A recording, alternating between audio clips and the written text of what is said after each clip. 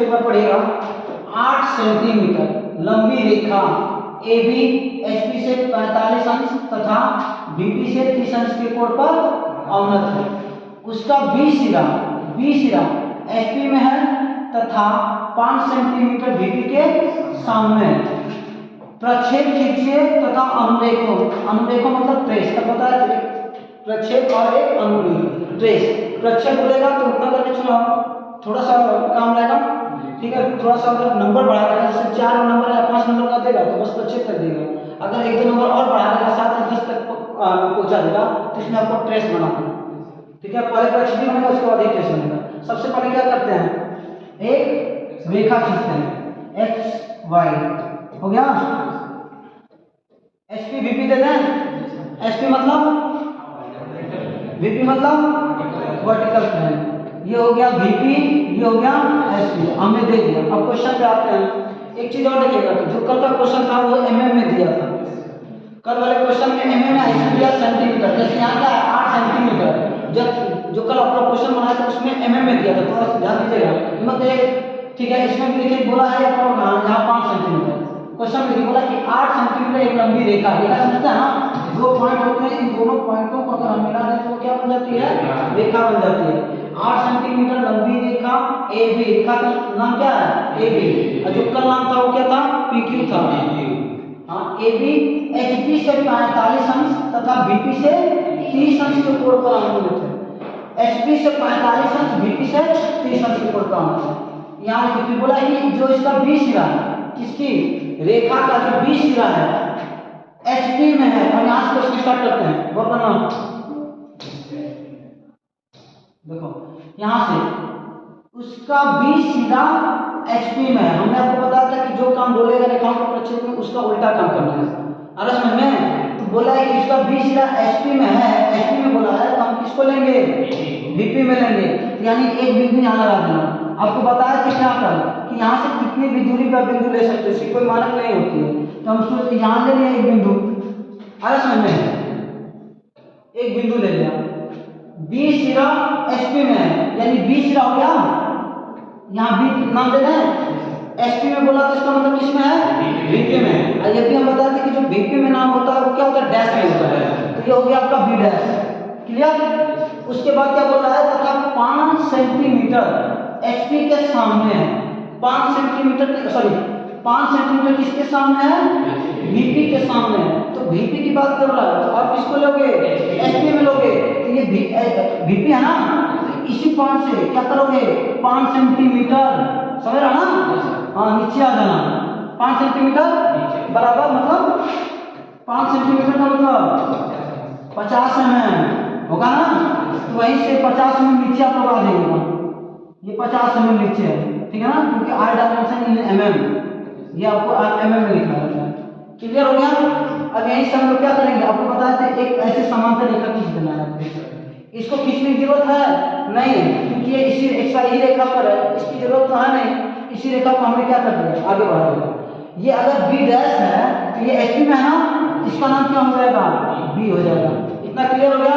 फिर क्वेश्चन में आइएगा ऊपर वाले में, इसने क्या बोला, जो ये रेखा है हमारी 8 सेंटीमीटर वो HP से 45 अंश, HP से कितना अंश का कोण बना रही है, 45 अंश। ये बता सकते हो कि हम 45 अंश का कोण किधर बनेगा, कहाँ से बनेगा, HP है ना, तो बोला है HP से 45 अंश। हम 45 अंश का कोण इधर से बना या 45 अंश का कोण इधर से बना,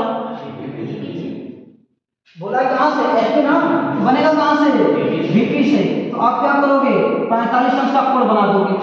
इस रेखा की लंबाई कितनी रहेगी, कितने, हाँ 8 सेंटीमीटर रहेगी। 8 सेंटीमीटर, यहीं से आप 45 अंश का कोण बनाएंगे। आइए जो रेखा की लंबाई क्या है, AB, ये नाम था ना, हाँ इसका नाम दे देते हैं AB, ठीक है, एक डैश देते हैं, ठीक है। AB रेखा की लंबाई हो गया, इसकी लंबाई रेखा की थी 8 सेंटीमीटर, इसको क्या नाम से जानते हैं, TL बराबर 8 सेंटीमीटर। TL का मतलब होता है ट्रू लाइन, क्लियर ना। फिर आते हैं इसमें, फिर बोला जाता है VP से 30 अंश का कोण, बोला है ना, VP का मतलब VP तो ये है, बनाओगे किधर, SP से। अब यहीं से आप क्या कर दोगे, 30 अंश का कोण बना दोगे। ये हो गया आपका 3 संख्या कोण। इस रेखा की लंबाई कितनी रहेगी? PL बराबर 8 सेंटीमीटर। इतना क्लियर हुआ? अब हमने आपको एक चीज बताया था कि जो ये वाली रेखा है, ये वाली है ना, इसको लाओगे किसके पास? इस नीचे के पास, और इस वाले को लेकर आओगे तो जाएगा नहीं, कर यही से ले लेते हैं। आ रहा समझ में? लोग है। उसके बाद क्या करते हैं, गोला प्रकार होती है ना, गोला प्रकार की दो नोक होती है, एक कैल्शियम वाली नोक और एक लोहे वाली नोक। तो लोहे वाली नोक को बी पर रखना और इसको इस पे रखना, और उसके पर एक क्या रखना, इसको बोलते हैं लोकस लाइन। सॉरी, यहां से एक लोकस लाइन, ठीक है, एक समांतर रेखा खींच देना। इधर से भी क्या कर देना, एक समांतर रेखा से खींच दीजिएगा, इसको बोलते हैं लोकस लाइन। उसके बाद क्या करना है, गोला प्रकार को उठाना, लोहे वाली नोक को इस पे रखना, पेंसिल वाली नोक को किस पे रखना, इस पे रखना, और यहीं से क्या कर देना, एक ऐसे चाप मार देना। क्लियर? फिर वही को इसमें करिएगा, लोहे वाली नोक को इस पे रखिएगा गोला प्रकार के, पेंसिल वाली नोक को इस पे रखिएगा, और फिर यहाँ से क्या कर दीजिएगा, एक ऐसे ही बना दीजिएगा। अब लास्ट में क्या करते हैं, इस पॉइंट को इससे मिला देते हैं। इतना क्लियर है ना? अब हमें इतना कार्य करने के बाद हमें क्वेश्चन में क्या बोला है, प्रक्षेप कीजिए। किसकी बात करना है, प्रक्षेप कीजिए। तो प्रक्षेप में आपको क्या करना है, इस पॉइंट को इस पॉइंट से क्या कर देना, ये हो गया, इस पॉइंट को इससे मिला दिया, ये बना है ना, इसको क्या कर दीजिएगा, इससे मिला दीजिएगा। यही हमारा कहलाता है प्रक्षेप। अरे समझ में, प्रक्षेप हो गया। अब ये बताया था आपको, ये एचपी में है, तो ये जो प्रक्षेप वाली लाइन है उसको क्या बोलते हैं, प्लान बोलते हैं। कल बताए थे। जो भीपी वाली रहती है इसको क्या बोलते हैं, एलिवेशन बोलते हैं। क्लियर? अब इतना करने के बाद अब इस क्वेश्चन में हमारा एक चीज और पूछा है, अनुरेख ट्रेस खींचने को बोला है ना, इसको भी तो हमें बनाना है। अब ट्रेस करने के लिए क्या करते हैं, इस वाली रेखा को जो हमारी प्रक्षेप वाली थी ना, ये आई है यहाँ से, इसको आप आगे बढ़ा दो ऐसे, और इस जो ये एलिवेशन वाली रेखा है यहाँ तक थी ना, इसको ऐसे आगे बढ़ा दो। क्लियर हुआ?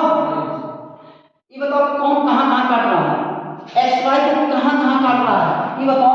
ये वाला चल रहा है, ये जो रेखा आ रही है, ये एक्स वाई को इधर काट रही है ना, इधर काट रही है, तो ये आपका बन गया क्या, H P sorry horizontal trace, horizontal trace.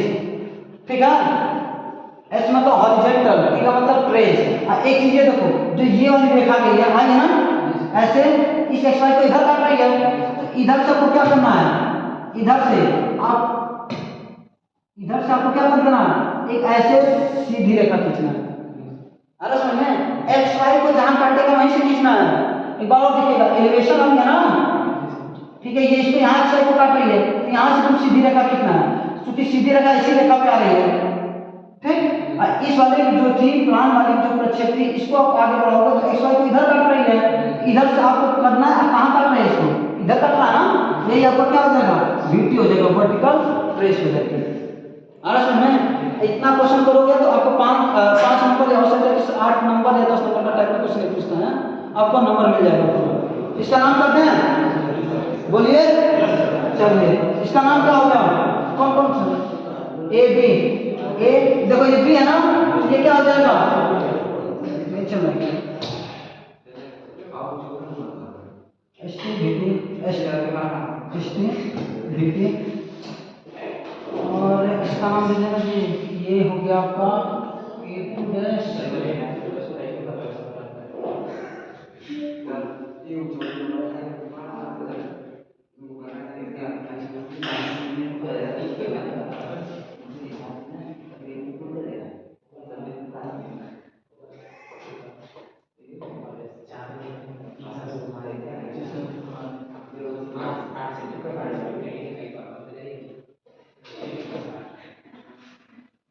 बाकी दूरी तो हो गया,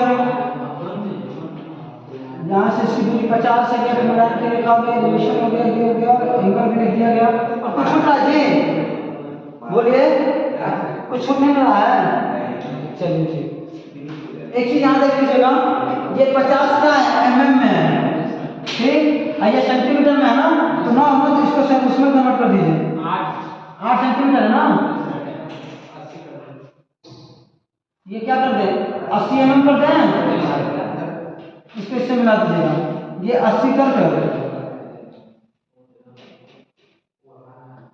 80 mm कर दीजिएगा। और लास्ट में एक चीज लिख देते हैं यहाँ नीचे, ऑल डायमेंशन इन